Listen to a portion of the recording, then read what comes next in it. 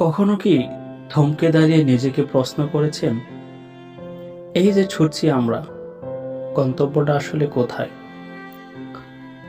আমরা জীবনে অনেকটা সময় ব্যয় করি অন্যের চোখে নিজেকে প্রমাণ করতে, অথচ আয়নার সামনে দাঁড়িয়ে নিজের চোখের দিকে তাকানোর সময়টুকু আমাদের নেই।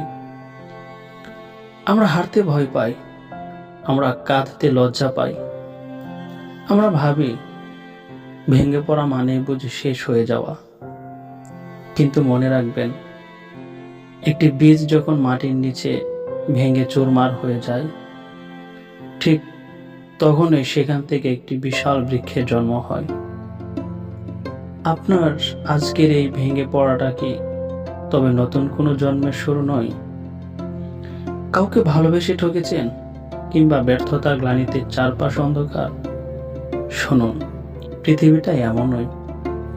মানুষ শুধু আপনার বর্তমান আর আপনার ভুলগুলো দেখে, আর বিধাতা দেখেন আপনার ভিতরে সেই ক্ষত, যা আপনি কাউকে দেখাতে পারেননি।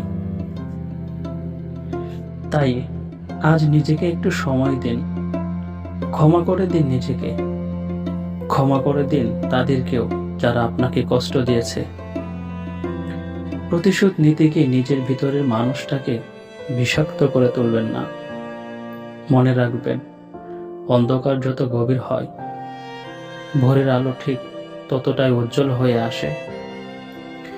বেঁচে থাকাটা একটা উপহার, হারিয়ে যাওয়া মানেই শেষ নয়।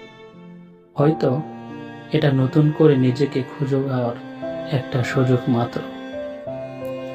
আজ থেকে তবে নতুন করে বাঁচা শুরু হোক নিজের জন্য।